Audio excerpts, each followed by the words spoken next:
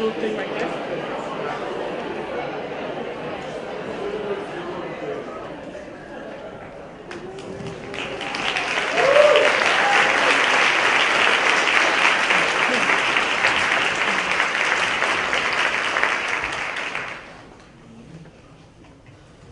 Good evening, everyone. On behalf of Provost John Coatesworth and the Office of the Provost, I'd like to welcome you all here this evening, and those of you who are watching us online. My name is Dennis Mitchell, and I'm the Vice Provost for Faculty Diversity and Inclusion here at the university. And it's really a pleasure to be able to co-sponsor this event with the esteemed Institute for Research on African American Studies and its director, Sam Roberts.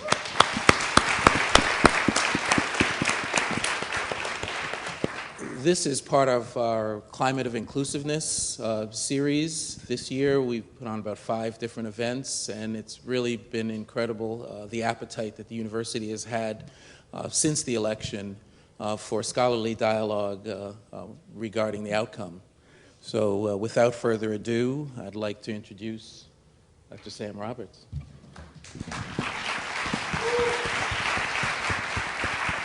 Thank you. Everyone hear me all right? Yeah, all right. Thank you so much. Welcome to everyone. My name is Samuel Roberts. I'm the director of the Institute for Research. You cannot hear me. Can you hear me now? Yeah? All right. Okay. Sound guy, are we good? Yeah? All right. Okay. Welcome. My name is Samuel Roberts. I'm the director of the Institute for Research in African American Studies. It is my pleasure to welcome you and our fantastic panel to Columbia this evening for this discussion. We're also known as IRAAS, IRAAS, though not yet a full department, though we are moving towards that soon. Thank you very much. That is from our mouths to the administration's ears. So, if anyone out there is listening, though we are not a full department, IRAAS is the institutional home for Black Studies here at Columbia University.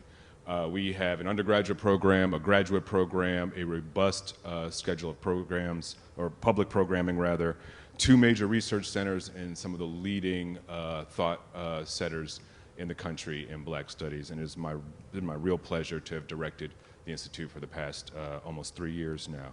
We were founded in 1993 by the late Dr. Manning Marable, who started us with a mission of envisioning engagement and transformation. And it's programs like this and collaboration with Vice Provost Mitchell's office that we are really happy to bring such programming to the public. Allow me to introduce our amazing panel. To my immediate left is Nikole Hannah Jones, an award-winning reporter at the New York Times Magazine covering racial inequality. Nikole has won numerous national awards, including the Peabody, the George Polk, the Sigma Delta Chi Award for Public Service, and the Hechinger Grand Prize for Distinguished Education Reporting, and was a finalist for the National Magazine Award.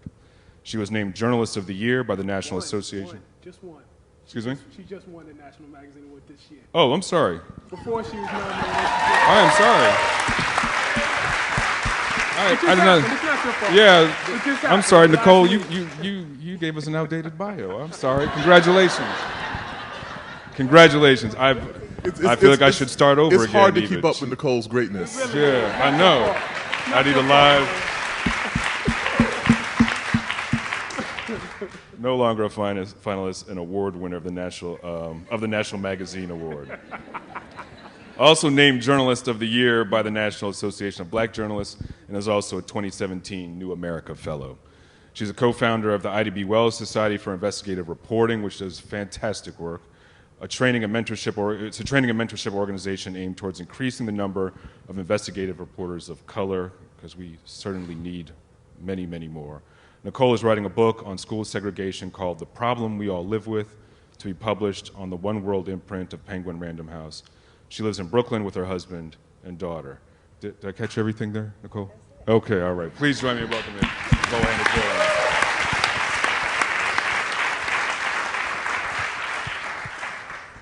Another good friend of the Institute is to her left, Ta-Nehisi Coates, who is a national correspondent at The Atlantic magazine. where you've read his many pieces and essays. He's the author of the memoir, The Beautiful Struggle, and most recently, Between the World and Me, which debuted at #1 on the New York Times bestseller list.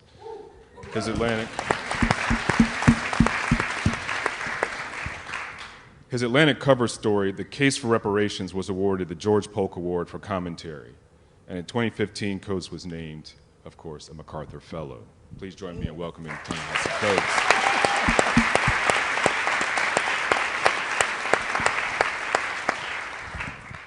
To his left is Jelani Cobb, who joined the journalism school faculty in 2016, a new colleague of ours here at Columbia.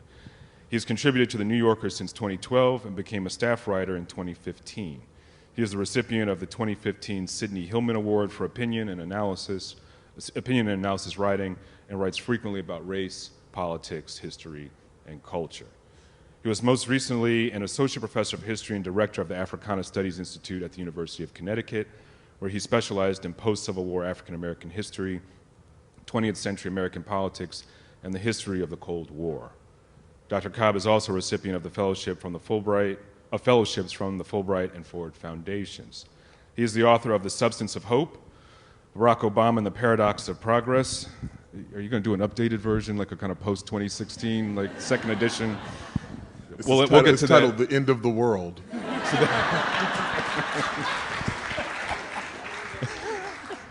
As well as To the Break of Dawn, a freestyle on the hip-hop aesthetic. His articles and essays have appeared in the Washington Post, The New Republic, Essence, Vibe, The Progressive, and TheRoot.com. His collection, The Devil and Dave Chappelle, and Other Essays was published in 2007. He has also contributed to a number of anthologies, including... Okay.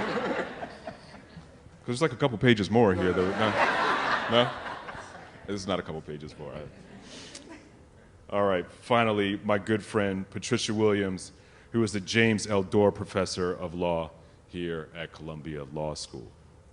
She served on the faculties of the University of Wisconsin Law, City University of New York Law School, and Golden Gate University School of Law. She was a fellow at the School of Criticism and Theory at Dartmouth College, as well as the Center for Advanced Studies in the Behavioral Sciences. She's practiced as Deputy City Attorney for the Office of Los Angeles, and a staff lawyer for the Western Center on Law and Poverty. She's published widely in the areas of race, gender, and law, fantastic pieces that were always well ahead of their time, and on other issues of legal theory and legal writing. Her books include The Alchemy of Race and Rights, a classic, The Rooster's Egg, and Seeing a Colorblind Future. Those are two different books, sorry.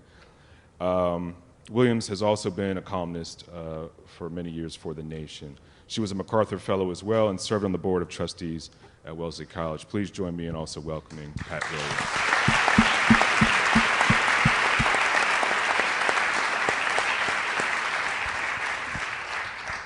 All right, so thank you so much to all of you for coming. And also, Jelani, I should offer you a special thanks as well. Jelani and I had some text messages. It was the day after the election, wasn't it? Like November 9th? It's right around then, yeah. Yeah, and it was your idea that we should do something like this. And so we, hurriedly started thinking about, like who to put on a panel, what we should talk about.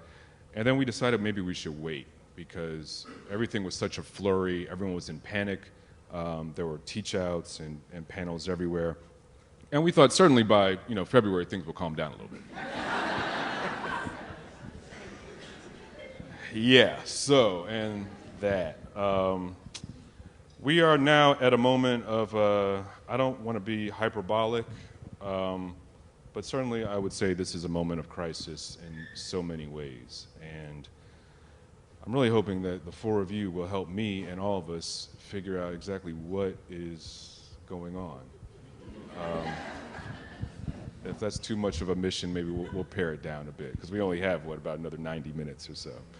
I think I don't know about you all, but I fully expected a Clinton victory on November 8th. Like, I honestly, maybe I'm naive, maybe I'm just reading the wrong news outlets, but I was quite surprised. And in a lot of ways, I've been trying to figure out several things.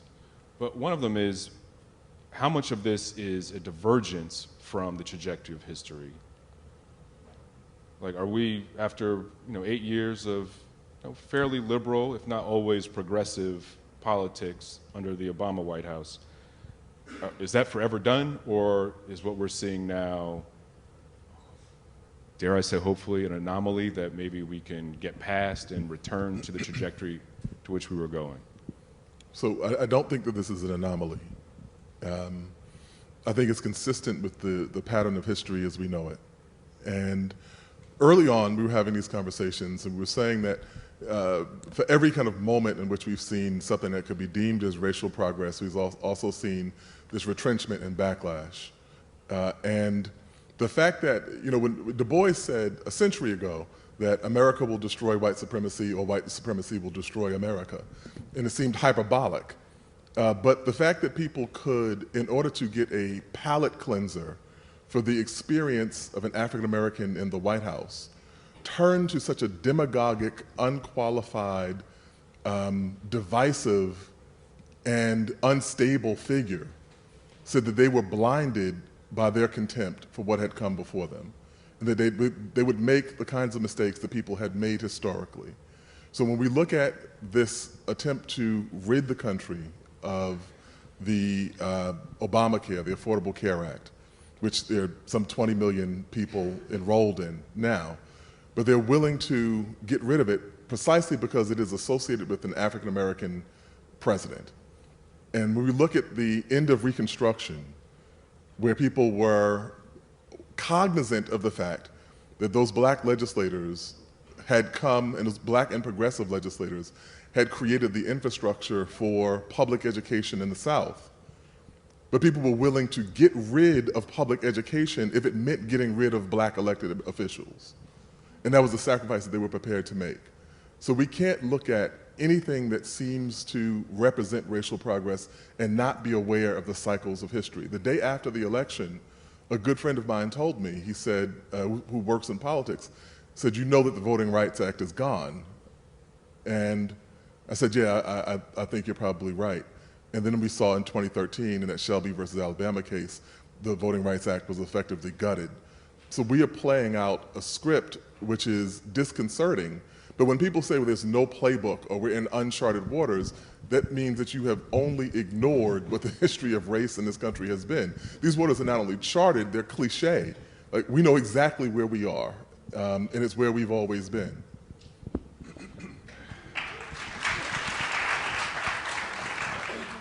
I really was hoping you were going to go for the anomaly part of that question, but no, wrong panel? Yeah.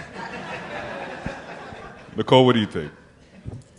I mean, I was about to say I have nothing to add and then add a whole bunch, and I hate when people say they have nothing to add and add a whole bunch. No, I mean, clearly I agree. If you study history, I mean, I was on Democracy Now! The day after the election, and I said this was entirely predictable.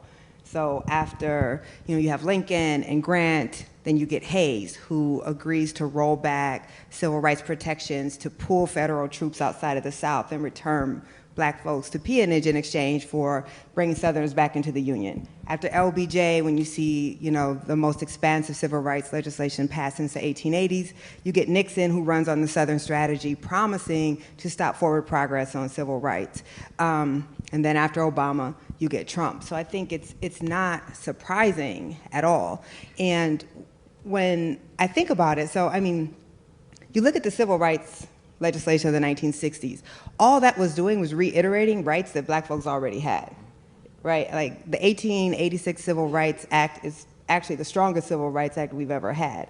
And it said that schooling couldn't be segregated, it said housing couldn't be segregated, it said public facilities couldn't be segregated. Black folks were guaranteed the right to vote in the Constitution, yet 100 years later, black folks are having to fight and die to get those same rights. So I think we look now, we look at what happened with the Voting Rights Act, we look at what happens with school resegregation, attacks on affirmative action that's barely holding on by a thread at the Supreme Court right now, that all of this is very predictable. I think what's different about this is a lot of white folks suddenly feel like they're in the same America that we've been living in, and that's the only thing that feels different to me. Pat, I want to ask you as well. You follow quite a bit of policy as well as law. What about this moment are you paying particular focus to? There are two things, because I actually thought he was going to win. I actually took a bet. It was the sorriest money I have ever won in my life. How much did you win? $10. For all that heartbreak, you could have put 100 on it, or $10. I know.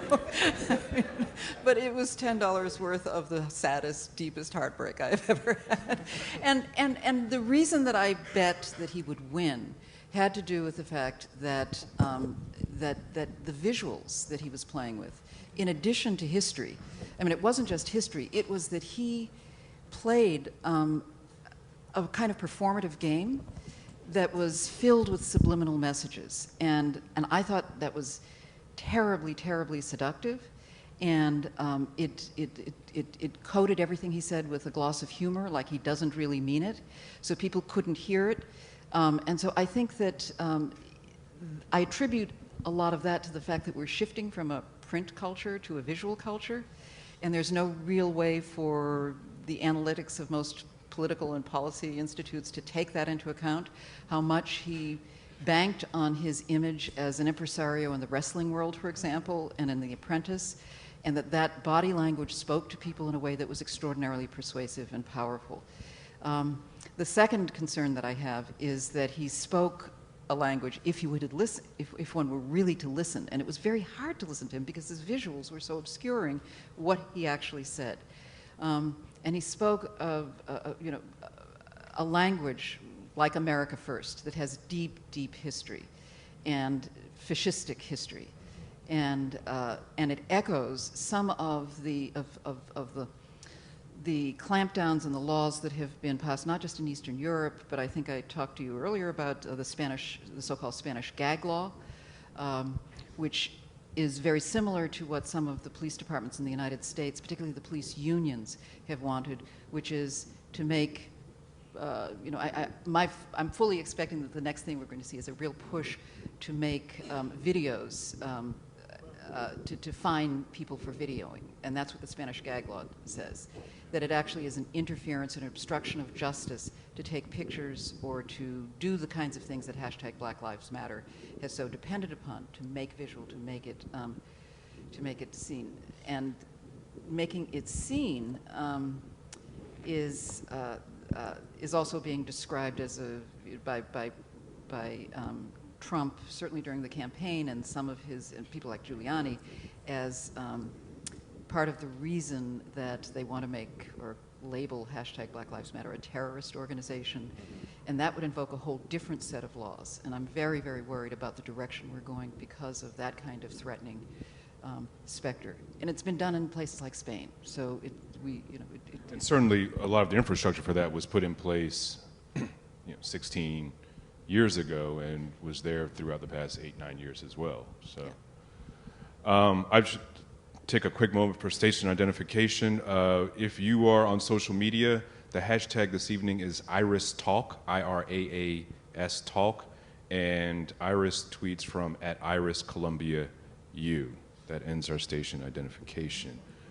Ta-Nehisi, you write these sweeping kind of visions or descriptions of American politics, some that cover 50 or 60 years, just and seamlessly give us an idea of the history of a policy such as in housing. I'm thinking of the case for reparations. What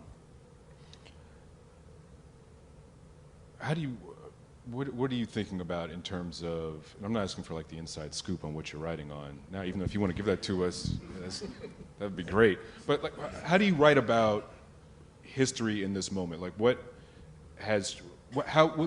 different writing today than say in that alternative universe from like a Philip Dick novel where Hillary won?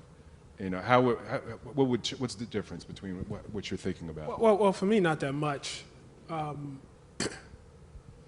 interesting thing, I think it should not be, and we had a conference call, Sam, and you were asking for optimism, so I'm going to give you the only bit of optimism. I'm still trying to do that too. You're going to get on this panel. I'm just going to give you a little bit. Hillary could have won. Like I think we should not lose sight of it. It was not inevitable that Donald Trump would win.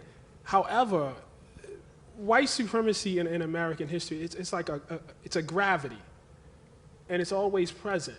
And it takes, if you're in any sort of tie situation or you're in any sort of danger, the gravity has a chance of winning.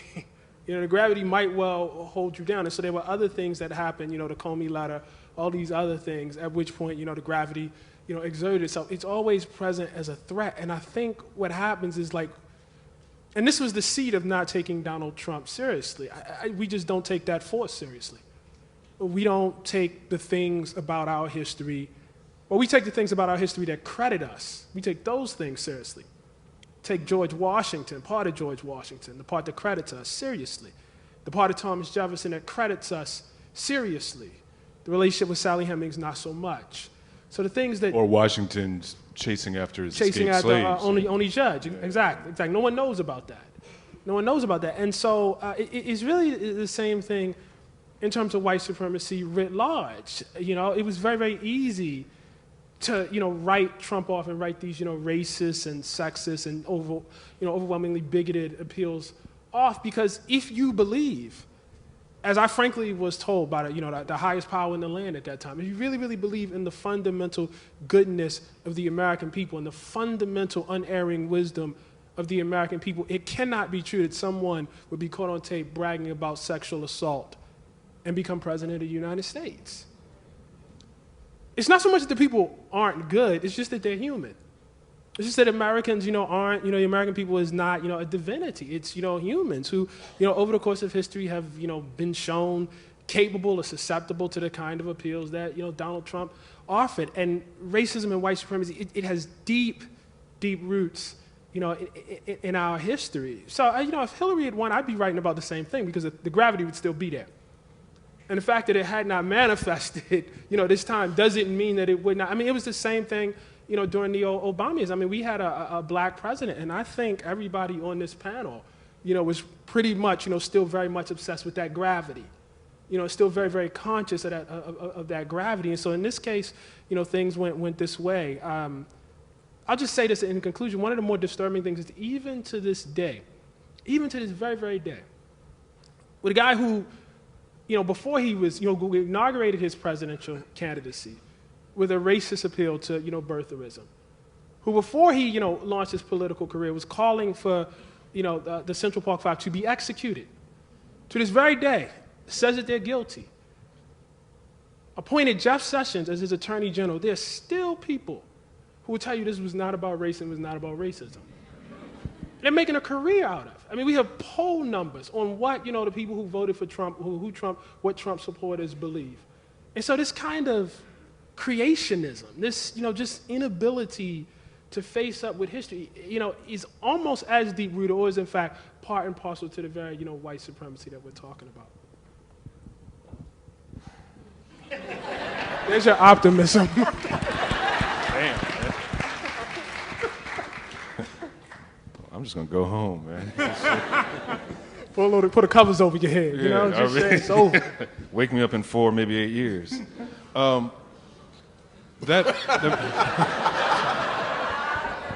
wow. There's something that I've also noticed about this administration, and at times I waver on this. And sometimes I think that he is, that meaning the president, that guy, is so tone deaf and so maladroit with his pronouncements that he'll put anything on social media and he doesn't care how stupid it is, because clearly there's no repercussions. And there's part of me that says, could anyone really be that unintelligent? Yes. And that this must be, well, hold on, let me finish. Let me finish. And that maybe this is some sort of calculated scheme. I know I'm starting to go off into that world of conspiracy theories, but to keep our eyes off the ball, right? For every time that we get enraged from some Twitter feed some tweet that he's put out there, or has said something that's completely offensive, we don't really, that's 1 second, 1 minute, 1 hour that we're not watching some of the larger questions that are going on. So I wanted to ask, particularly those, I mean, well, all of you are public writers and journalists, so what particular you trying to keep what ball are you keeping your eye on? What do we need to be watching instead of these idiotic tweets and these really bizarre press conferences that...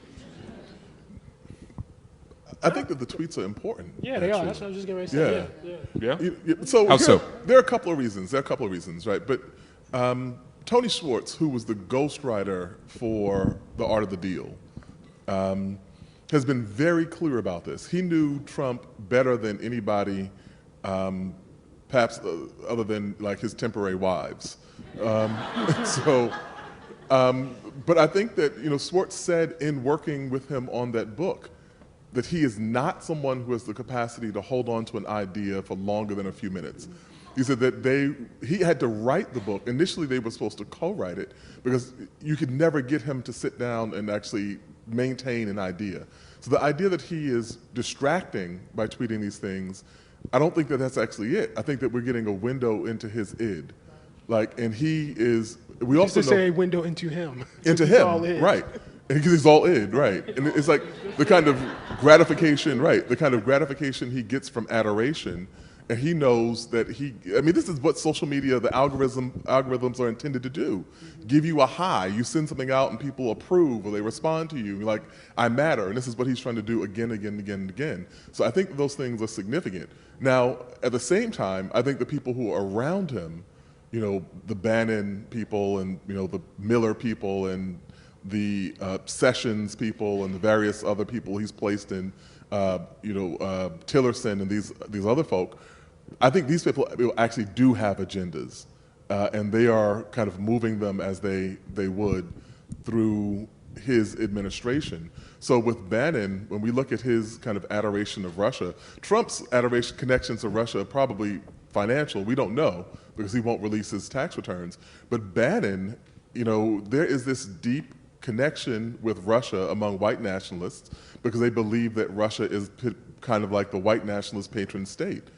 And that is where that kind of admiration for Putin comes from. And so when they're talking about making the immigration laws change, the same time that they're abroad, making it more difficult for people to come in, at the same time that they're talking, the same weekend that they launched those ICE raids, and that same weekend when they're talking about the invisible voter fraud issues, they're putting people on notice that what they're actually trying to do is game the system such that the people who are going to be elected, who are going to be able to participate in the electoral system will be diminished.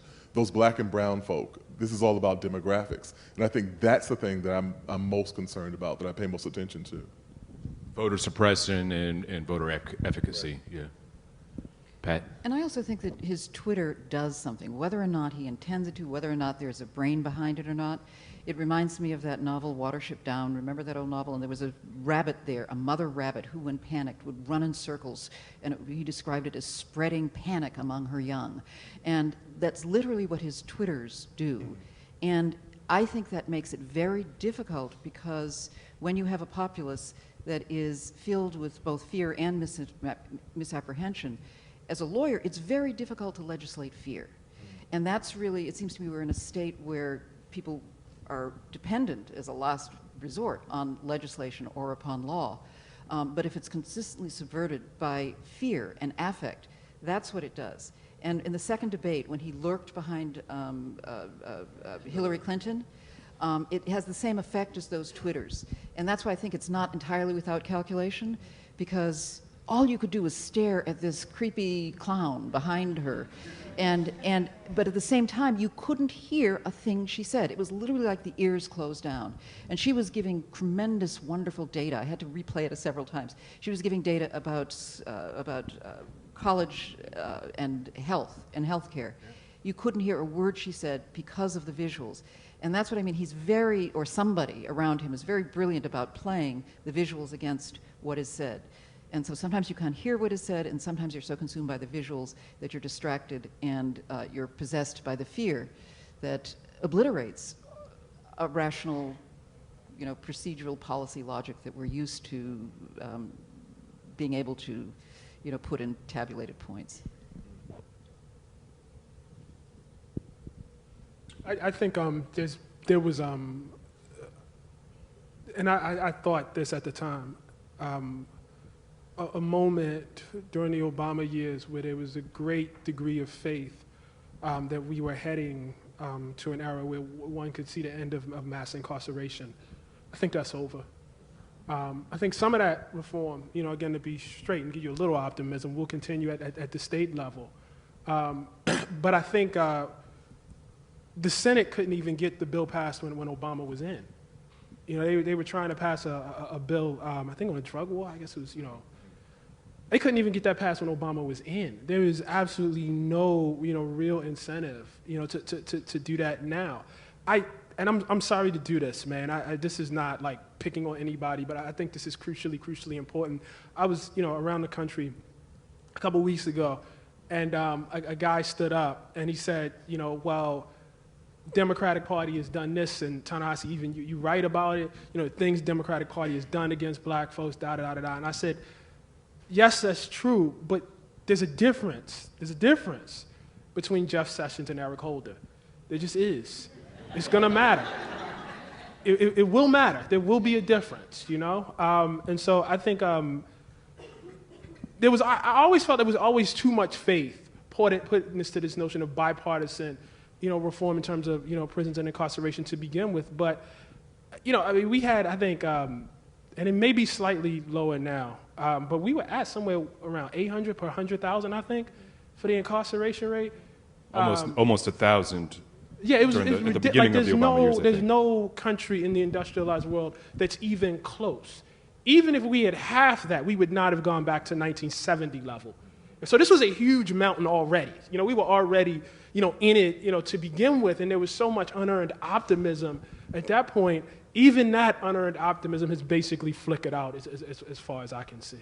Well, the bipartisan support that flickers of which we'd see in Washington and elsewhere was also based largely upon an agreement that, it's expensive. So where conservatives said, we should stop mass and you should always, yes. Yeah, because it'll lower taxes, not because of anything ethical or moral, things that also, you and I would prefer. Right, and then in addition to that, at that point, and even now, this shows you how much none of this stuff actually matters, but reports of very, very low crime. Now we still have very, very low crime, but that's not the reports. That's not, people think Chicago is like sitting on like there are bombs going off in Chicago. That's not to make light, of what's actually happening in the city. I'm talking about how it's discussed and how it's talked about. And so this goes back to, I think, something that Patricia was saying in terms of fear, and how it's used, in terms of fear. And that proved to be very, very powerful, in the last election. And so any sort of notion that, there's going to be some sort of reform, I'm skeptical. I'm skeptical. I think this is why you can't discount Trump's Twitter presence, because Trump he's saying false things directly to his constituency. They're not necessarily going through the New York Times or the Washington Post, which will say, actually, when he says crime is at an all-time 47-year high, that's not true. He can put that out there, and he can reach millions of constituents who do believe that the New York Times is the fake news and the failing news. And I think that is why you can't ignore what he's doing on Twitter, and he understands the power of that. That's why he did not stop on his Donald Trump account once he was elected into the presidency. The other thing, and I've been thinking a lot about this, clearly the Republican establishment, this was not their guy, but he's ended up being the greatest gift for them, because one can imagine if Jeb Bush were the president, Betsy DeVos would likely not be over the Department of Education, that there was, other Republicans who did have ideology, because Trump has no ideology. Whatever the Republicans want him to do in terms of staffing people who are anti-government, privatization, free market for public institutions, that's who they're getting. So your chief qualification is that you've actually never worked in public service, which is different. And I'm not actually saying that as a joke, like that. If you look at the people who are heading these agencies, it's either that they don't believe in the mission of the agency and that they've never actually worked in public service and that they are oftentimes opposed to what the agency is supposed to be doing. So I think that is where Trump being elected, it's why Republicans are willing to turn their eyes away on Russia. They're willing to turn their eyes, they want to get their Supreme Court picks, and they're able to put people into positions that another Republican candidate likely would have had some say and thoughts on. And I think that's very dangerous. I agree with Jelani. I think voting is going to be the biggest issue. And what we know is that Democrats received the majority of the votes for the presidency, but also in Congress, but they lost seats because of gerrymandering. And we're seeing a polarization that's unusual. I mean, the civil rights legislation gets passed because you had liberals and progressives in both parties, and they were able to pass with bipartisanship. You don't have that now. And now Republicans, they're basically like, we don't have to listen to you because you're not our constituents. We don't have Democrats in Republican districts. And that polarization, I think, is very scary. And what you're seeing is a reaction to the changing demographics. I mean, I always thought this was interesting because people would always say, we're going to be a majority-minority country, and then, like, white folks will have to deal with it. And I'm like, no. One, have you ever heard of South Africa? Two, have you ever heard of the South of America? Right? I mean, we know that Voting Rights Act had to be passed because black people were either the majority of voters in many parts of the South or were were a large percentage of the voters. So we've seen what's going to happen. And when Donald Trump is setting the stage for people illegally voting, and at first Republicans were reacting, saying, oh no, he's wrong. But you watch, they're going to use that, and we're going to see a wave of new laws being introduced. And I think Washington Post just did a study that came out earlier this week that showed they were effective. They actually did suppress the black vote. So there's 2 points I want to make from what Nikole was saying, too. The other part of the gerrymandering is that when we look at the way that it plays out with the Republicans themselves, so when we look at the kind of demagogues of American history, one of the most notable connections is between Trump and McCarthy, and the Republican Party had to take McCarthy behind the barn and shoot him because they realized that he was, metaphorically, because they realized that he was damaging their prospects. But the reason that it would be very difficult for that to happen now is that not only have they kind of isolated black voters, through gerrymandering, they have gerrymandered themselves into these extreme positions. So even when, Al Franken and a couple other people are talking, saying that behind closed doors, Republican legislators will say, we think this dude is nuts. We're scared out of our minds. But they're in these districts that are so heavily Republican that they have no leeway. They don't even have like the handful of moderates or Democrats who might give them the margin to stand up to Trump and still be able to be reelected. And so I think that's why we've seen the party fall in step behind him, lockstep behind him, despite things that even the most craven Republican knows are not good for the long-term projections of that party. That's right, because now the challengers in these districts are not Democrats, they're further to the right, Republicans. And we saw that way when the Tea Party ousted all these moderate Republicans. Eric Cantor. Right. Not even a moderate, not even moderate, right. Right wing with righter wing. We've, boy, this is really going to be... What you think you were signing up for, man? I don't know what I thought. What you think was going to happen here, man? I thought that maybe you all could help me see a ray of light or something. We're going to buy you a drink afterward. And I don't know what else. I'll give you a hug. Don't you read what we write? I know, right? You have been our work. Come on, Sam. Yeah, I know. I'm getting there. So we've covered, well, not complete, but we've talked about voting. And I'm glad we brought up the issue of mass incarceration, because we can pretty much, like you said, that's on the federal level. That's even the symbolic stuff that Obama was doing in those last 18 months. Like, obviously, that's not going to happen. On the other hand, so much of that system is a state system, and I think that's where a lot of the heat's going to be as well. Unfortunately, it wasn't just the White House that was picked up by the Republicans, but it was, they made gains in the governor's mansions, state legislatures, they picked everything up. So it doesn't look good even where the real heat is. There's a certain symmetry, or at least a kind of resemblance between that political structure and the one of education, Nikole, right? This is something that you follow. That book that you were writing on education reform and the failure to desegregate schools, is that are you feeling like it's now more urgent that you finish that book, or is like everything I thought was going to happen is not going to happen, and now I got to rewrite it? He acts like he's my agent. Calm down. I got this. How many chapters do you have done right now, Nikole? There we go. That's what I'm talking about. I'm in the research stage, clearly, for a long time.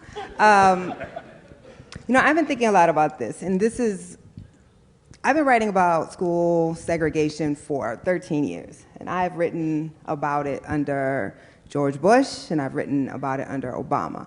So I don't know that 2 years of Betsy DeVos is going to change dramatically my 350-year history of school segregation.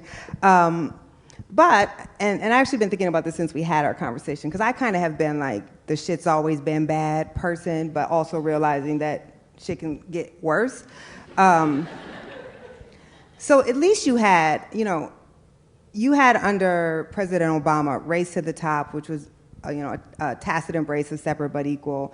You had all of this accountability testing, which you will never be able to get black test scores in. Sorry. Can you explain why Race to the Top was a tacit acceptance?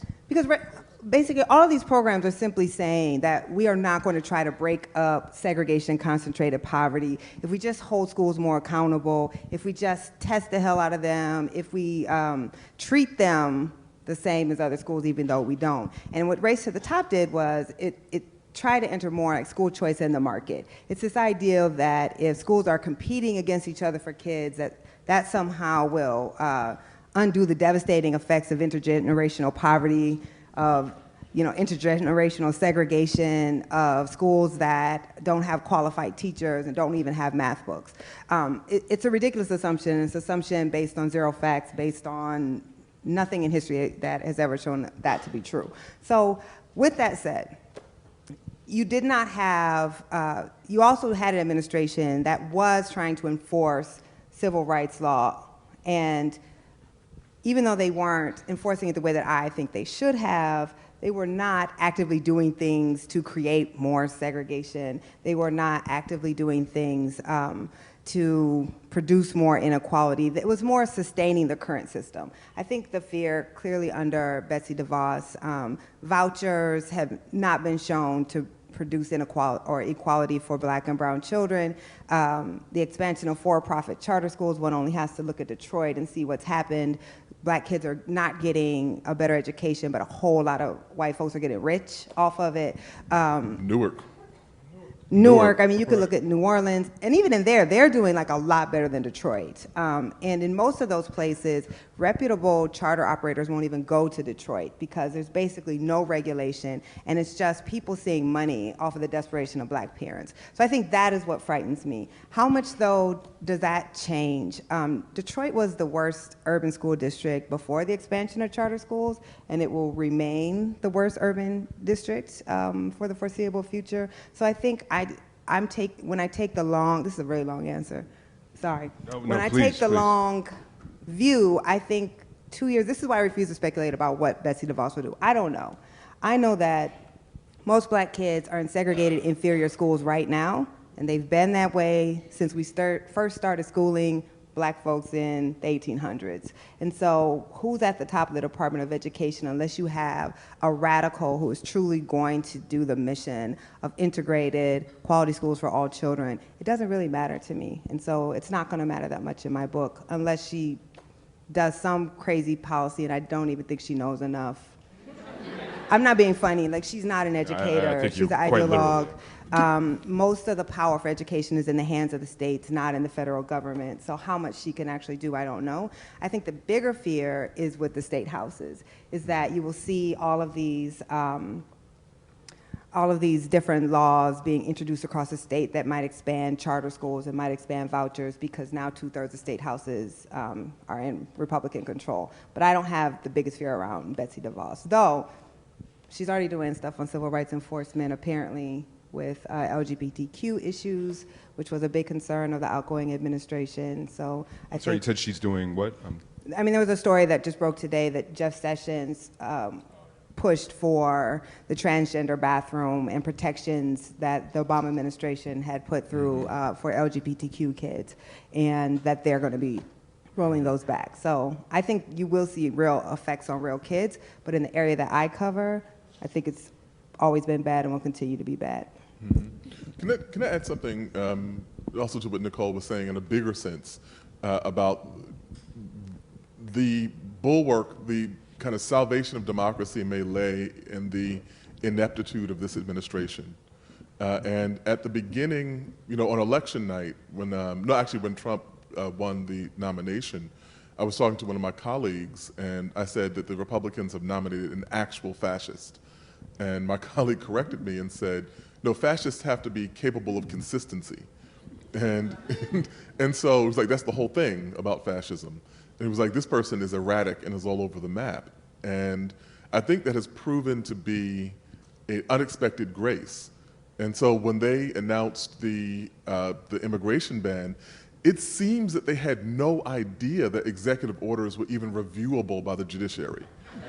that this was kind of knowledge to them. Like they thought that they could just govern like sovereigns. Like this is, you know, we're going to issue an edict and the land will, you know, fall under our sway. Well, he did use actually the word edict in his inauguration speech. He said there's a new edict throughout the land, what do you call it? The carnage. Oh, yeah, the American carnage. He actually used literally the word edict.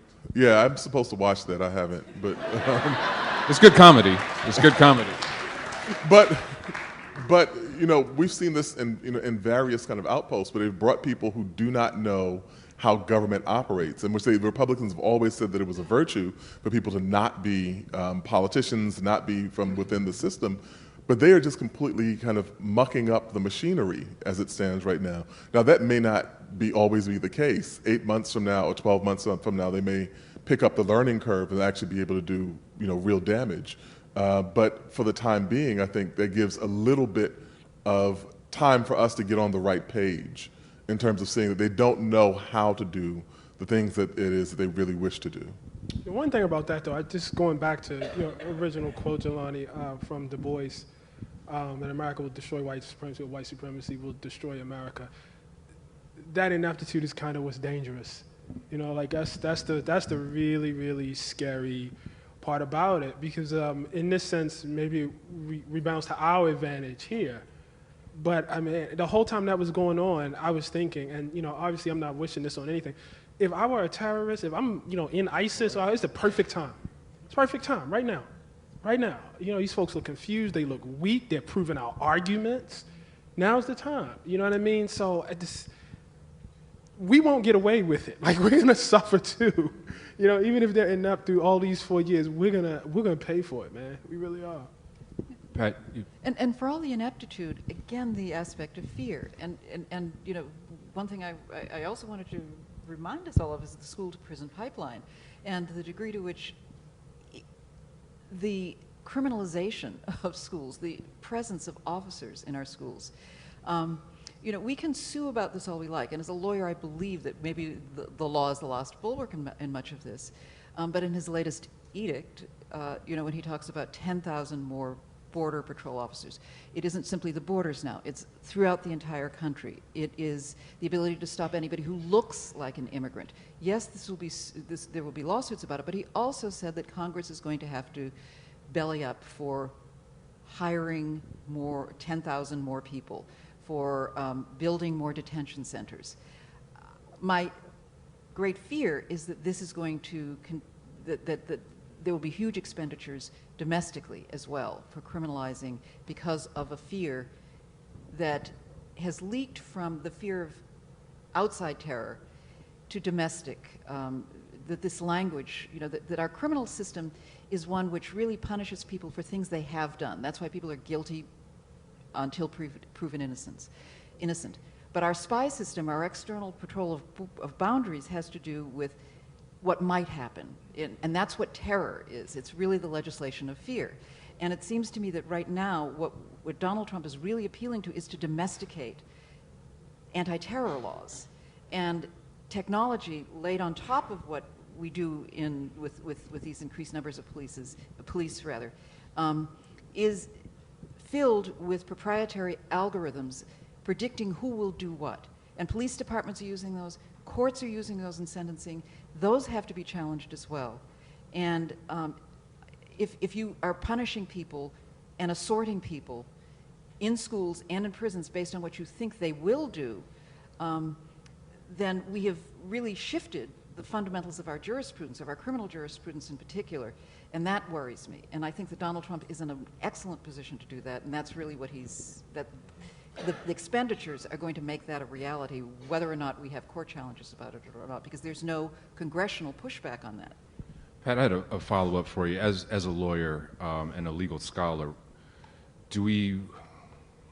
I almost feel silly for asking this, and if y'all laugh at me, I'll be really upset. But what is our hope for the courts? Like, because on one hand, you have plenty of conservative courts, and particularly the Supreme Court, but on the other, there are ways in which previous jurisprudence, one hopes, might be used in different ways. So, for example, I've heard people say there's hope that various states and cities can argue that they don't have to comply with ICE, immigration dragnets, for the same reasons that the Supreme Court recently said, well, states don't have to comply with the ACA. If they don't want to take the money, then that's fine. And it's a very weird logic, and it scares me even too, because I'm not sure. It's states' rights. I mean, it's the it's irony the states' of rights states' argument, rights, right? yeah, Which has yeah. never worked out for us. Actually, States' rights never worked out for us. Actually, but and it's a patchwork. and like I said, I feel silly for saying is that our last hope? States' rights arguments. Actually, it's a quick point. States' rights is actually important because John C. Calhoun, South Carolina, applied the idea of states' rights to the defense of slavery. But states' rights in its origins began as a mechanism to protect vulnerable immigrants. That's where the doctrine comes from. So Jefferson, with the Virginia and Kentucky resolutions, and which he drafted Madison into as well, they were responding to the Alien Act of 1796, which was a ploy, changed the number of years it took to be an eligible citizen from 5 to 13. And it was specifically meant to keep immigrants from being able to vote because people knew they would vote for Jefferson's party. And so in response to that, Jefferson authored this doctrine of states' rights in saying that states could nullify laws from the federal government that went against the Constitution. So that is where states' rights find their origins. So when we are trying to apply states' rights now to the defense of immigrants, we're not actually doing something novel. We're actually returning that doctrine to what it was originally intended to do. So it doesn't mean I necessarily agree with it, but I'm saying this is where it finds its origins. So this is even more bizarre because now we're looking at Thomas Jefferson as the inspiration for. It's complicated. If you follow my Twitter feed, I was just fighting with people about Sally Hemings over the weekend because the Washington Post referred to her as his mistress, and I said a slave cannot be a mistress, and so yeah, I'm not by any means endorsing Thomas Jefferson. And I wasn't implying that you were. Right. Yeah. Not at all. But and even when you're talking about states, I mean, one of the things that I worry that Donald Trump is doing, or Jeff Sessions seem to be doing, is to federalize many crimes. And the federalization of it is probably where we're going to see the USA Patriot Act, which nobody's paid any attention to, come into more and more force. And that will be a much broader application of some of the scarier policies that the states won't be able to escape from. I also think, what's frightening to me is we are at a point where it feels like the systems of checks and balances are breaking down.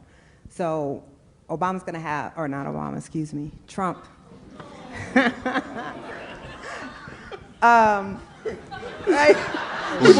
People got really upset with you there, too. Wishful thinking. You just he has referred an to somebody about unprecedented number of court vacancies to fill because the Republican Congress would not allow President Obama to fill those court vacancies, which could vastly change the at least political leanings of the of judges all across the country. You also have possibly 2 or 3 Supreme Court vacancies that will be coming up. And then you have Republican control both houses of Congress as well as the presidency and almost 2/3 of state houses, which is what you need to pass constitutional amendments. So I think that's the most frightening to me, is that system of balances that the forefathers, for all their flaws, understood was critical in this country. We are at a place where that is severely out of whack. And so Republicans can do things like they're doing now because they are, that along with gerrymandering, they are not so worried that this will come back on them because they are going to try to ensure that they maintain electoral advantage even if they don't have the majority of voters voting for them. Well, so much for that as well. I've just one more station identification because we are live streaming. The hashtag is IRAAS-Talk, and my understanding is that we have people monitoring that who will, if you post a question with the hashtag IRAAS-Talk, I clearly don't know what I'm doing here. It's something to do with twittering. Put your question with IRAAS-Talk, and then our Twitter monitors are to email that to me and the selected questions, and then I'll read those. And so please feel free to do that. And IRAAS is at IRAAS-ColumbiaU, IRAAS-ColumbiaU. Jelani, you were about to add something, or? Well, I mean, I don't remember where I was going to go with that, but I think there's another point that I think has to be added into this equation, just in terms of, you know, the Democratic Party now is having this kind of soul searching and trying to figure out where to go, how to move forward. And if we look at, you know, a lot of what, at least the early conversations that people were having, where they think they were saying that they needed to move to further to the right in order to pick off the fabled white working class voter that, you know, seems to be a premium for his attention, you know, right now. And one of the things that's so disastrous, of the many levels in which that is a disastrous idea, is recognizing that part of the reason that Hillary Clinton lost was precisely because of those appeals. And so when we look at the super predator comment that Hillary Clinton made, she was not making those comments to appeal to black people. And when we looked at 2008, when she ran against Barack Obama, and she actually said it. She said that she was more popular with, you know, hardworking white voters, and her willingness to race bait, you know, Obama in 2008. And, you know, Clinton, you know, Bill Clinton making the Jesse Jackson comment when Obama won South Carolina. And consistently, what we saw, like, was that in 2016, black turnout was lower. It was hard to get black people enthusiastic about coming out to vote for Hillary Clinton. And I had this conversation knowing that I thought that Trump was apocalyptically bad. And I was talking to a cab driver in Oakland, which was my first mistake, right? Because it's Oakland, you know, and Oakland folk go hard, right? And, you know, he said that he didn't see any difference in voting for either of them. And I said, you know, I'm talking about Donald Trump and the Central Park Five. And he said, brother, you trying to sell me on the idea that Hillary Clinton is not racist? And it was at that point that I knew that Trump had a chance to win. Because she lost Wisconsin, black voter turnout, particularly among black women, was lower in Milwaukee than it had been 4 years before. She lost Michigan, black voter turnout, particularly among black women, was lower in Detroit than it had been 4 years earlier. And sometimes even within the margin, the number of black people who didn't come out for Hillary was enough to have tipped the state in favor of her had they voted at the 2012 levels. And so that dynamic, even though they kind of turned around and tried to make nice with Black Lives Matter and so on, it wasn't enough to erase the fact that they had this very long tradition of that kind of political behavior. Yeah, it was deeply. I grimace hearing this because obviously, you know, on the one hand, yeah, we're in the same position where you're arguing with people, telling them this is going to be catastrophically bad, and yet some of my earliest political memories as an adult are like Ricky Ray Rector, like Bill Clinton flying down to see Ricky Ray Rector, you know, this mentally handicapped guy on death row who asked if he was going to get dessert after the execution.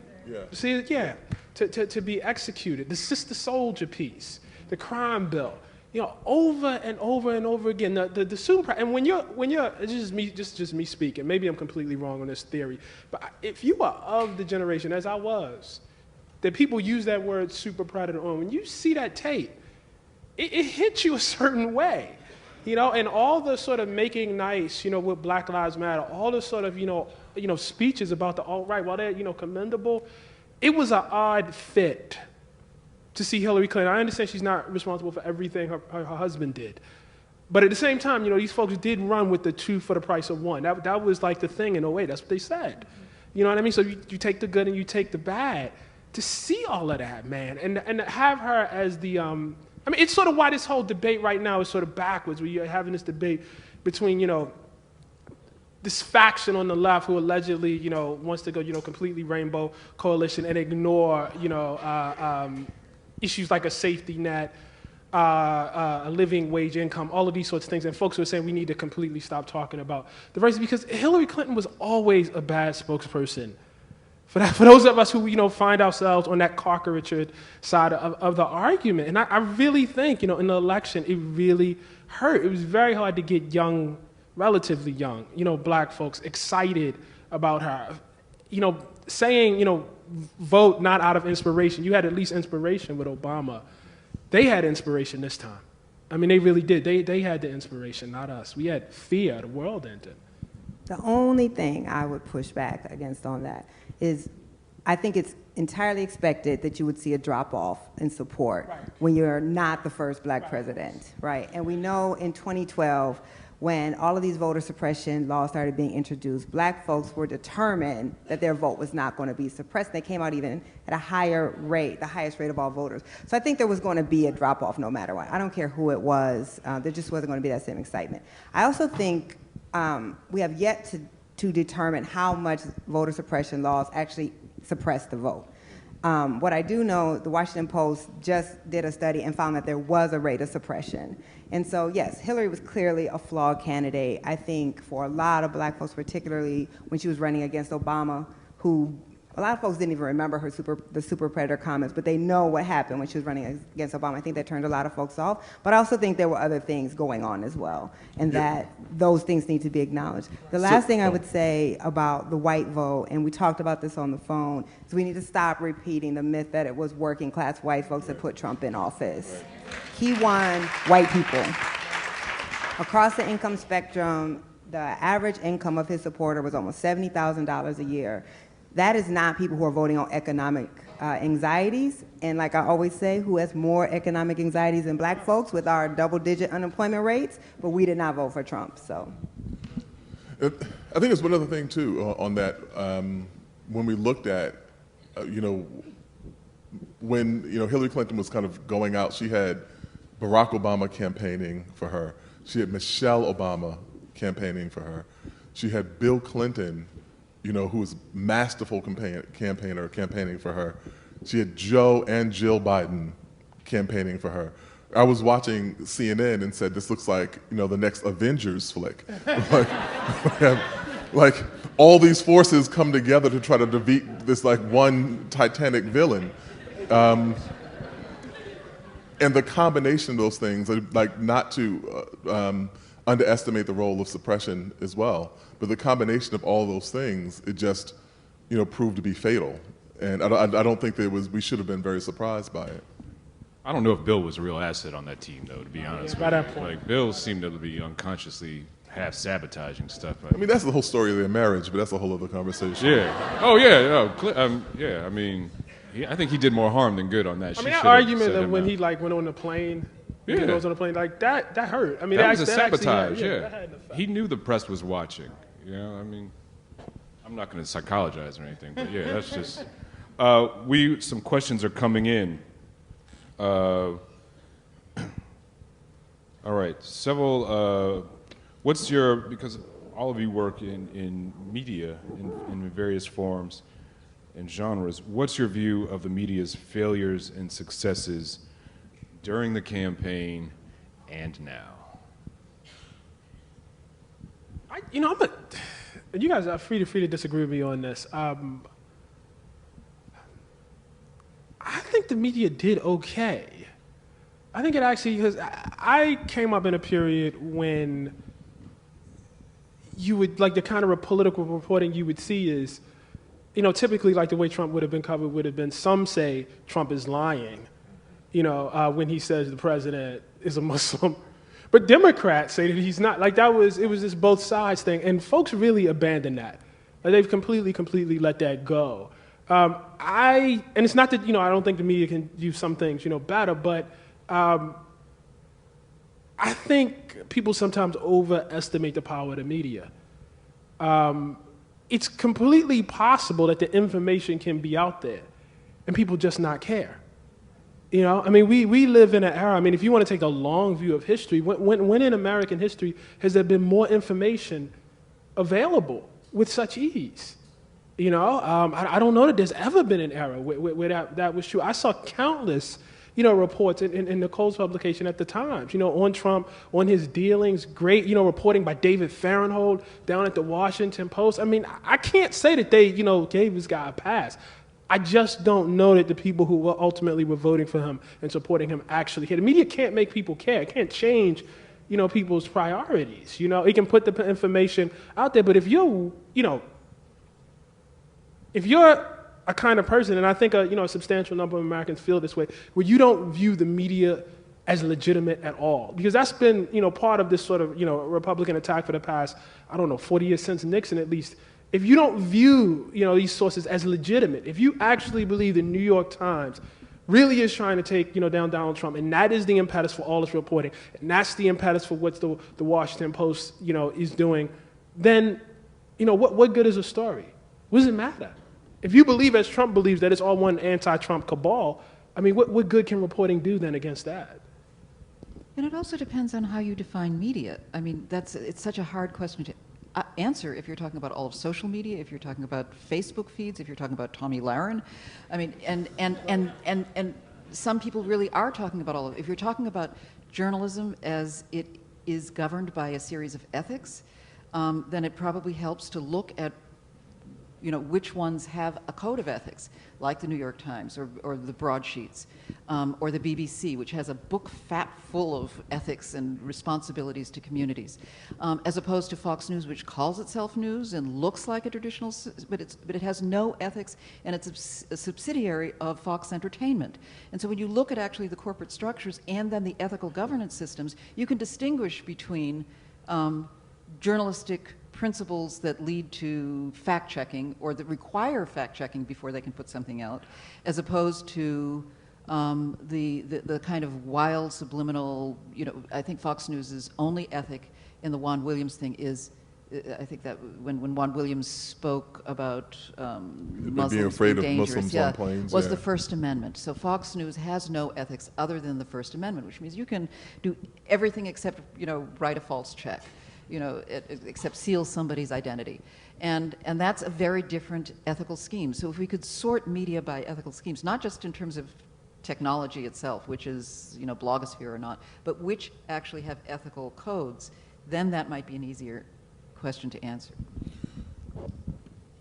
Okay, I was just going to say, you also have to separate, even in mainstream media, TV news was doing something very, very different than the Washington Post and the New York Times. I think when CNN and MSNBC and they began to run Trump's speeches, the entire speeches, he could call into the shows, not MSNBC. I think he did call in the Morning Joe, actually.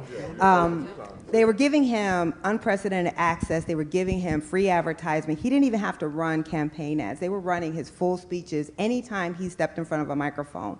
That was not happening in print paper. So I think that was very different. And CNN is rolling in money right now. The Trump election was very, very good for them, which isn't a bad thing. But I think that was not responsible journalism. You don't just run the campaign speeches of one candidate. Hillary Clinton certainly wasn't getting that, but neither were his competitors.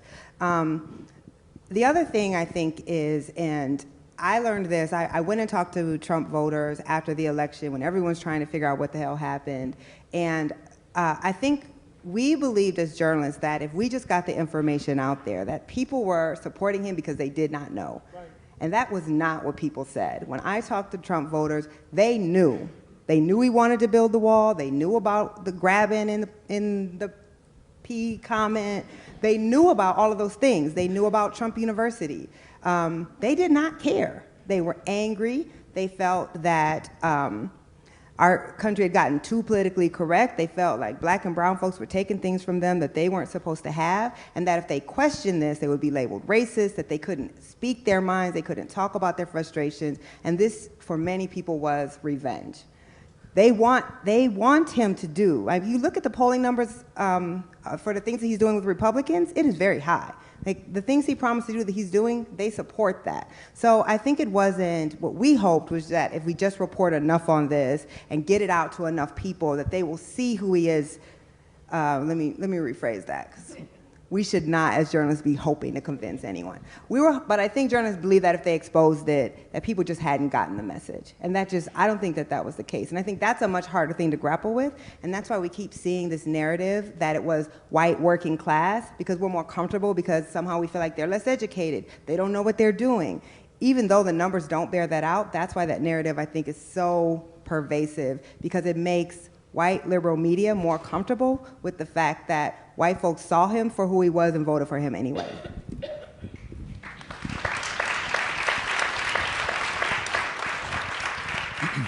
So I went to a Trump rally in North Carolina, and yeah, I know, it was funny. We're waiting on a punchline. That's it. Yeah. That's it. All right, next question. But I went to a Trump rally in North Carolina, and one of the things that I noticed was that, so there's this idea that you always have to kind of correct for, that there are these people who are these coastal, quote-unquote, elites, who come from the cities, and they look down on these people, and they think that they're hicks, and so on, and they're not sophisticated, and they're backward. And so when I go to some place, I'm always trying to account for making sure that I don't approach it in a way that doesn't kind of humanize people. But when I got there, it was the stereotype. There were people saying vile, sexist things about Hillary Clinton. And there was this kind of environment. And a good friend of mine who lives in North Carolina went as well. And he's also African-American male. And he was like, man, I'm getting out of here. I don't feel safe. And sure enough, there was, a guy who was maybe like 5'6", white guy who comes up and asks me what I'm doing there. Now, anywhere else in the world, this dude does not walk up to me with that kind with that kind of bass in his voice, as you say, like, the street. It's like, take that bass out your voice, you talking to me.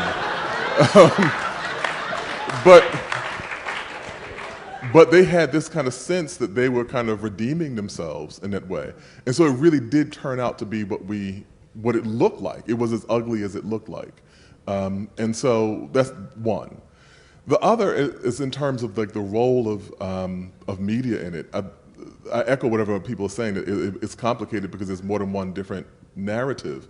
But when we looked at every single major and very many of the local market newspapers either endorsed Hillary Clinton or screamed at the top of their lungs, please do not vote for Donald Trump. And it wasn't sufficient to stop his momentum. And then when you saw like Fahrenholtz reporting and kind of establishment conservatives like George Will resigning from the Republican Party in protest, none of it put a dent, or at least didn't put a sufficient dent in the momentum he had. The National Review, conservative magazine, devoted an entire issue to the problems with Trump. And what they found... That's Bill Buckley's... excuse me? That's Bill Buckley's... Bill Buckley founded that organization, that publication. He was pretty ugly when he wanted to be. And what those Republicans found was that they were marginalized as a result of it. And so they created this monster that it was very difficult to stop. And it was very much a kind of feeding frenzy dynamic. And at those rallies where people felt like they were being redeemed, it is the same dynamic in which... I spent 3 weeks in December and January reporting about the Dylann Roof trial and in Charleston, and it gave me occasion to think very deeply about the Confederacy and ponder the way in which you can fight a war for the right to own human beings, own, abuse, rape, beat, anything else to human beings, to have them as your property, lose that war, but conceptualize yourself as the victim. Nonetheless. And so that has been the dynamic. These people are enfranchised. Their right to vote is not in question. Their youth are not interrogated by police randomly. They're not disproportionately, well, actually, white people are disproportionately represented in the criminal justice system. It's just that when we don't compare ourselves to other Western democracies. But they are not represented in the criminal justice system the way that we look, the way that we are. Their unemployment numbers do not look like ours. We can go through every indicator. Their infant mortality does not look like ours. Yet despite that mountain of evidence to the contrary, They believed themselves to be fighting back against people who were taking advantage of them. And that, in a nutshell, is the story of American history.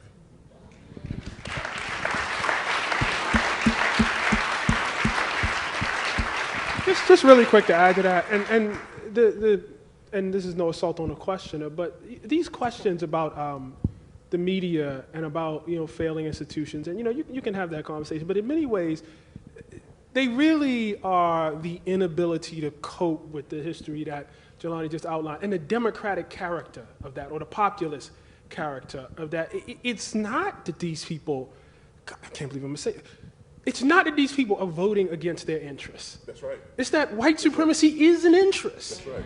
And it's one that they, clearly put priority on. And that's really hard to say. You know what I mean? It's hard to say because you're talking about your fellow, Americans. It's very, very hard for a lot of white people, even white liberals, to say, because they talk about their cousins, talking about their mothers and fathers. It's especially hard for white liberals. Yeah, I mean, it's especially hard. They talk about people they know. I mean, these are, it's different for us, but the history backs this up. I mean, to believe that, racism was not, a factor, a significant factor in this, requires you to jettison basically the majority of American history. I mean, you have to, a conservative estimate would say until, Nikole would have the dates, but until the mid-1960s, you really couldn't call this country a democracy. So that's recent. That's within the lifetime of actual people who are walking around, both black and white. And there are folks who believe, no, that doesn't really have an effect. Doesn't really have, it's nothing.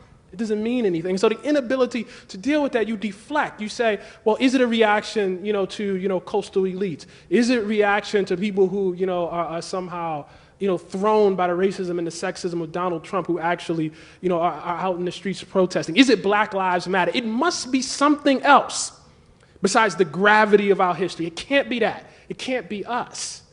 And it's just, it's tremendously difficult for people to get their hands around it. And it's not that, going back to this thing about optimism and pessimism, it's not that I think that there's no hope. But if people can't even look the thing in the face, there really is no hope. There really is no hope if you can't look at it. Yeah.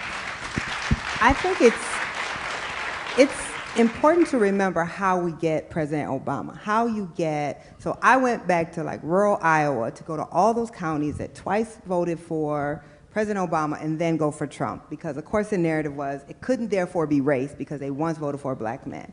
And I think what we need to understand is what it took for those white rural folks to vote for Obama was coming off of 8 years of George Bush, right? Worst recession since the Great Depression, auto industry getting ready to fail, banks getting ready to fail. We're in 2 wars, unemployment rate for white folks what it normally is for black folks, which then of course is you can't put up with that. So it was at that moment when President Obama comes and he is tying their fates with black folks, and they swallowed it, but they did not want to swallow it.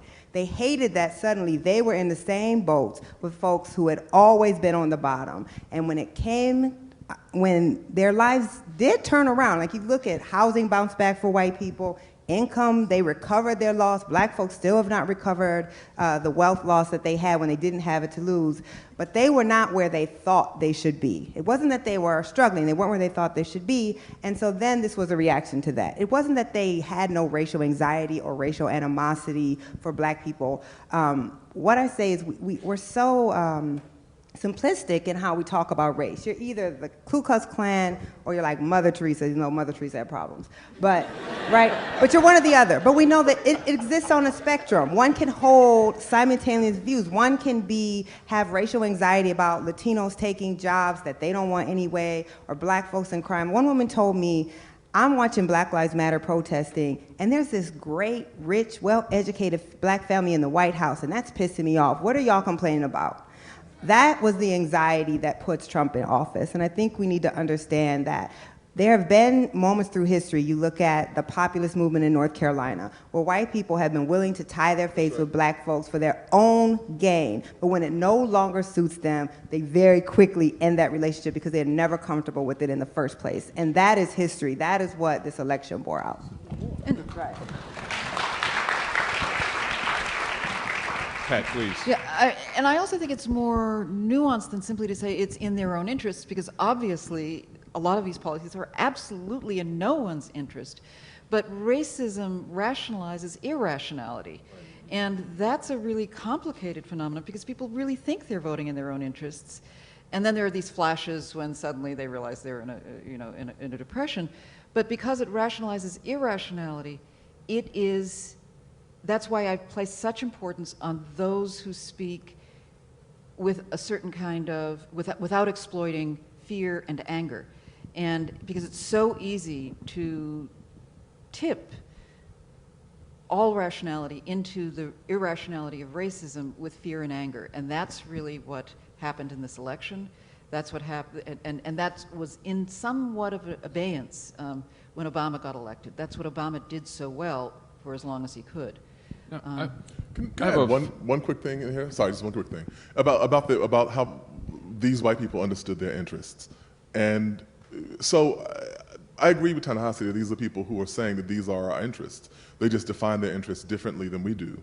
And I was talking with someone about this. I gave this comparison where I said that as an atheist, I'm an atheist, and I could look at a person who gives their last $5 in the church collection plate and say, by no means is this in your interest. Because I'm not speaking the same language. I don't have the same sense of priorities they have. But you also know that this person is saying, this money, what I'm purchasing with this is fidelity to my faith and a particular kind of spiritual return that I'm getting. And it is not, I don't understand my interest in purely material terms. I understand it in a way that transcends this. And so in order to understand the behavior of these people who did something that was so seemingly suicidal, is that white supremacy is a faith, and that they were paying a particular tithe, and so they were willing to pay that because what they got from it. That's going to be in the next. Write that down. Taking notes. Yoink. No, you feeling good about that one. This one take. We're about to pass the collection plate now this evening, brothers and sisters. But the last part of it is that they were purchasing something that was valuable to them, and every time they see Trump tweet or behave in a way that they think is putting us back in our place, they feel like they got a return on that investment. I think there's a lot to that, but I also think it doesn't account for all of it. And so I think, for example, when Donald Trump Jr. tweeted that picture of the bowl of Skittles, and he said, if 3 of them are poison, would you take a handful? That what he is doing is also appealing to the fear and anger that I'm talking about, in a sign of very self-protective thing. It really isn't self-interest in the ultimate sense, because it is irrational, because it confuses the singular and the plural. And it really confounds, again, our sense of a justice system that is dependent upon taking those 3 out or looking for those 3 rather than throwing the entire bowl of Skittles. And when you humanize that bowl of Skittles, that is a justification for mass deportations or for mass incarceration. And if you can't keep the singular and the plural straight, then you answer questions about, you look at the black reporter and you say, well, you must know her, because you don't see an individual. And that's what I mean. It's actually it's like brain damage. It's not just that you see that you have a narrowed sense of community. It's that you actually can't tell, you confuse the we and the me.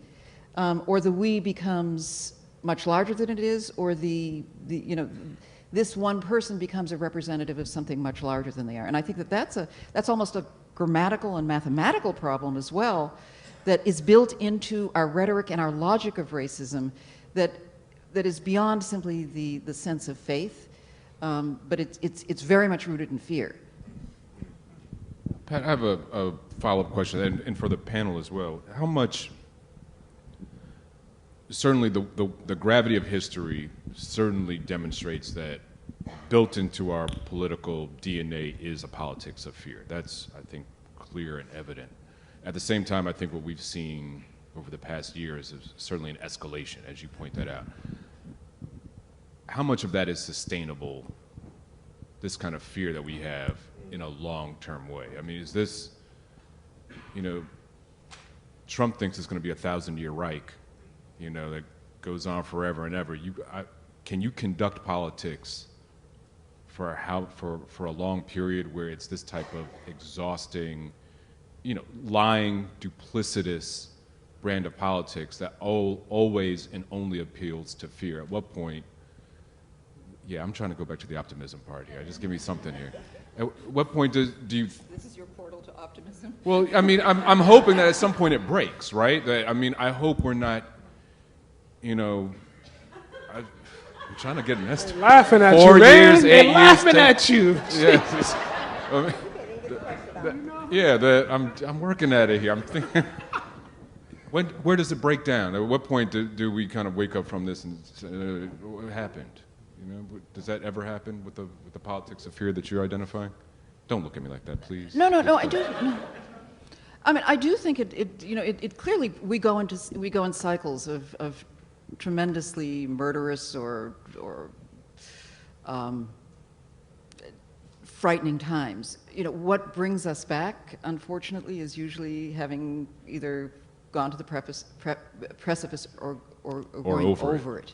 Yeah, and one of the, for me, it's really important to take everything that Donald Trump and what is happening extremely, extremely seriously. So for me, I actually wish we were much, much more pessimistic, much, much more afraid about the fate of our polity, for all of us, white people, black people. I'm so tired of people coming and saying, oh, you must be so afraid because you're African American. You know, that they sort of excise themselves. And that's where I think it's because I see many, many people who are, you know, who don't like Trump, but don't feel the fear, or don't feel who don't feel invested in the sense of danger for all of us, white, black, and the world.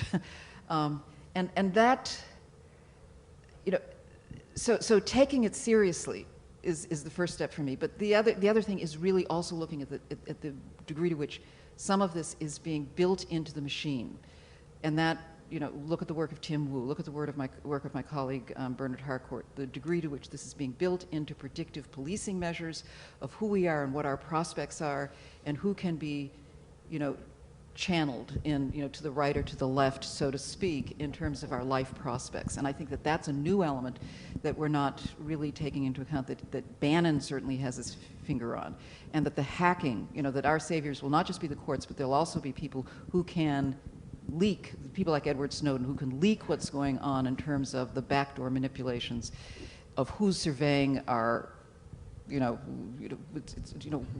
we can only encrypt so much of what we're trying to write. But the whistleblowers, the ethical actors in our public and private lives are going to have to be protected, and I think that's only going to come from a real deep understanding of the technology, both criminally and civilly. So I take it the banality of evil part of that means that you think this is around for a while. Then it sounds like you're saying, between the kind of technological dominance and particularly as much as that's invested in surveillance and control, and so we're in this for the long haul. And convincing us that everything's okay. You know, that's the other thing. Things are not okay. Mm-hmm. But I mean, I do think that there is. So here's the point where you get to your optimism, all right? I do believe that kind of mass democracy actually matters, and that, you know, much of what we got, you know. So here's the thing: we're kind of like trust fund kids in a particular way, right? That we have existed with some problems, certainly, but not the kind of existential problems that prior generations of folk faced. And we've been drafting on their work, on the work of the previous generation. We inherited some things from them.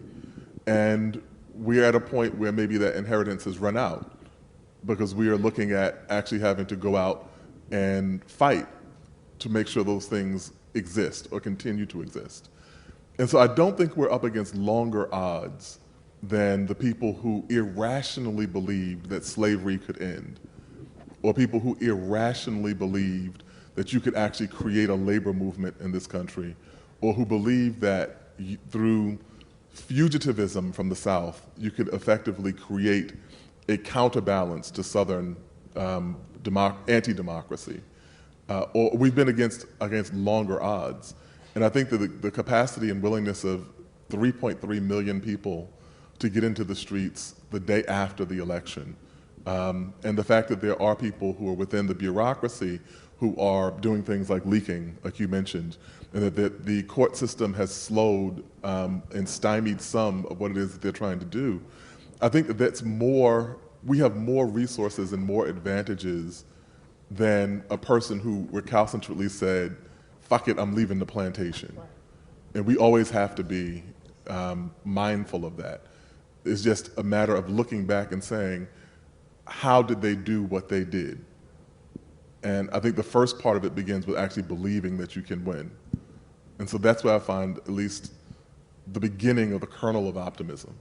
Yeah, just to double down, I think even everything that we've outlined, up here, that's not an argument for, pulling the covers over your head. In 1859, when Frederick Douglass is saying all 4 million African Americans who are enslaved in the South, should be emancipated immediately, he was thought to be crazy. I mean, you have to remember this. People thought abolitionists were out of their mind. Now, right now, everybody's, they were correct. But no, in that time, they were thought, even people who were anti-slavery thought abolitionists were absolutely crazy. 6 years later, he was a prophet. In the war, when the war first starts, 1860, Frederick Douglass is saying, you need to give these black folks some guns. You need to let them go fight. That's the way this war will end. People said he's crazy. Said he's absolutely out of his mind. 2 years later, he was a prophet. You never know. And also what Douglass said last week. Right.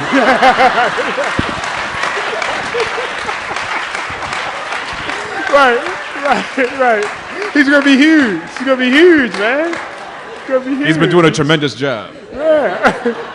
But it's always like that. There are always these moments where everything looks like it's going the other way. And the people who say, Douglass, you're crazy, I mean, they had the facts on their side.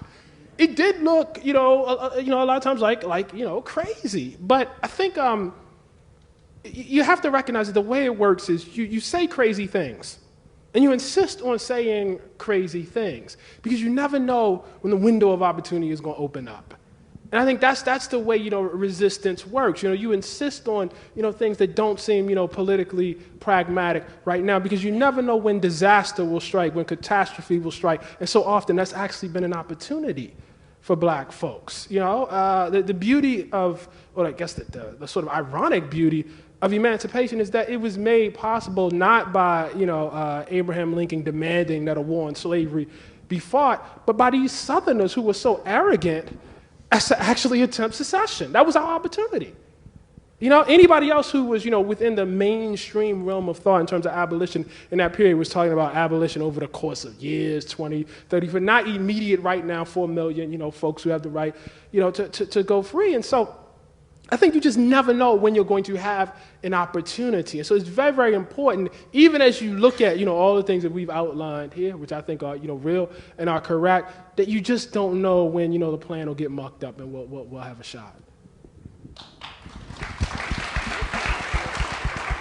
I think the reason why I've finally worked, I'm having an influence on this panel here.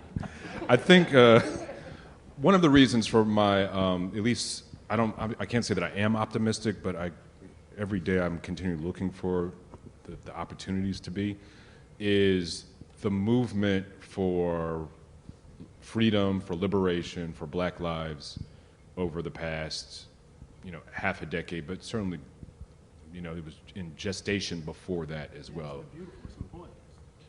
And was successful, had some successes on very successful, I think that's the thing people forget. Like, when I say that I expected Clinton to win, it wasn't because rah-rah Clinton. She was flawed as a candidate and would have been as a politician, but I believe she would have been more amenable to the same pressure that we were putting on Barack. Right? That's where my optimism was for that, not because I thought she was such a great leader. So that brings me to one of our, which might be perhaps our final question, which is, this comes from Alexander McCoy 4, at Alexander McCoy 4. How are you? Thank you very much. How can we, in parentheses, particularly young people, channel the widespread protests and anger into effective and sustainable political power? I think that might be the most important question, not just of this evening, but of the moment itself. Alexander McCoy 4, thank you very much. I mean, I think it's like important, and I don't want to get too focused on the electoral politics, but I think, you know, as far as we're talking about in terms of electoral policy, if you don't like the direction of the Democratic Party, if you want the Democratic Party to move in a different direction, let's not have that conversation every 4 years. That's a process that begins at the local level.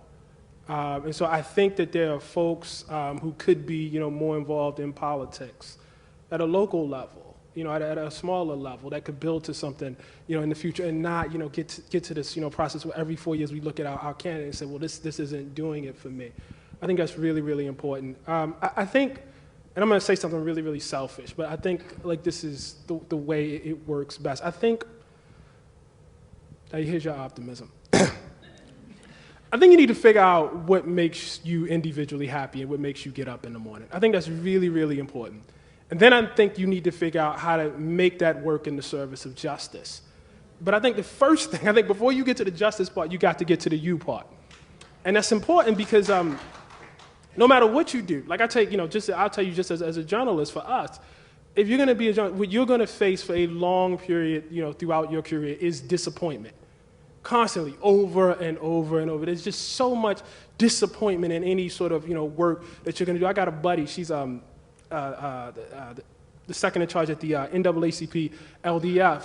And if you're doing that kind of work, if you're working on, you know, election suppression, you're working on death penalty cases, you're working on criminal, you have a lot of disappointment in your life. So you have to, you know, have to actually have some sort of affection for the actual work in order to continue to get up in the morning and not actually quit. And that sounds selfish, but I think it's actually really, really important so that, you know, you have the kind of sort of stick-to-itiveness, to use the optimistic vocabulary, that's necessary to actually make some sort of change.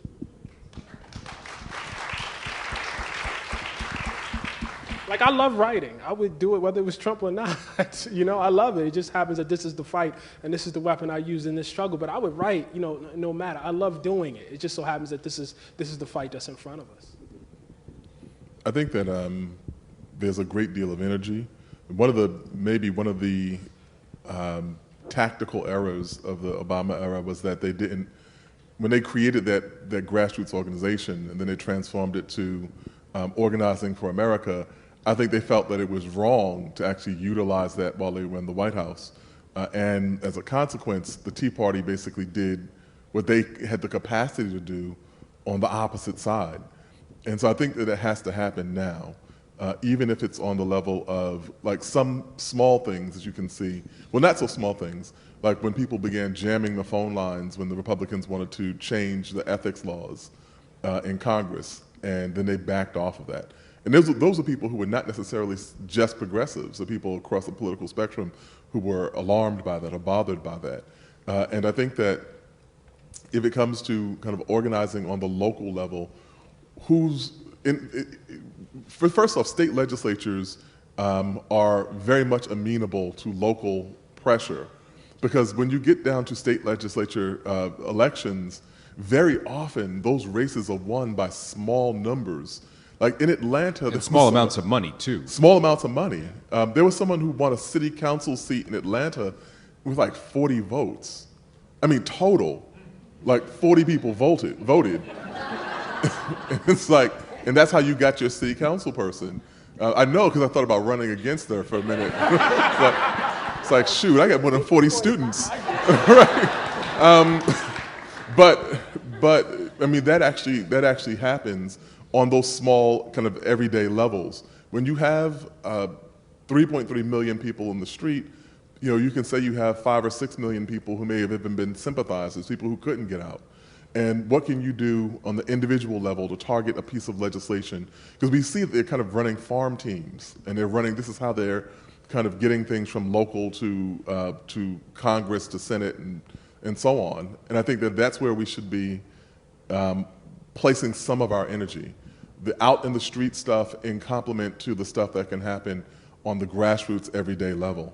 And that's a start. And the local races, you're saying as well. And the local races. Yeah, the state and the local. So I'm going to give a more expansive, less specific answer. And this is the answer, I get this when I talk to kids all the time, when I go to colleges, when I talk to high schools.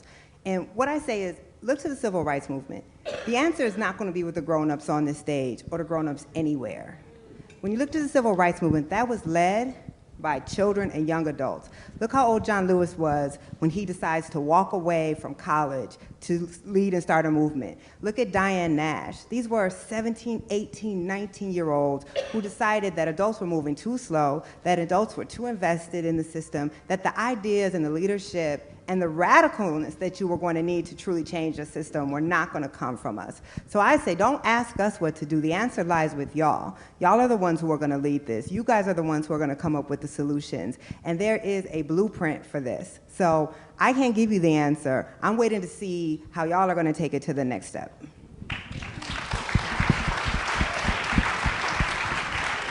Pat. And I absolutely want to second that, because I also think that of a Snapchat generation that's very visually cultured and culturated, that they will be the documentarians of justice in a way that, if there is power in seeing, that they will exploit it, they will learn to use it in ways that will have forensic meaning, evidentiary meaning, and documentary power, archival power that will really, that will be exceptional. I'd like to say thank you to all of you. I also want to go on record as that I changed your minds. I did it. It's on tape. I turned you all into optimists of a sort, and I appreciate that. Seriously, thank you so much for joining us this evening. This has been a fantastic discussion. Please join me in thanking our panelists, Pat Williams, Jelani Cobb, Ta-Nehisi Coates, Nikole Hannah Jones. I am Samuel Roberts. Thank you so much, and have a good evening.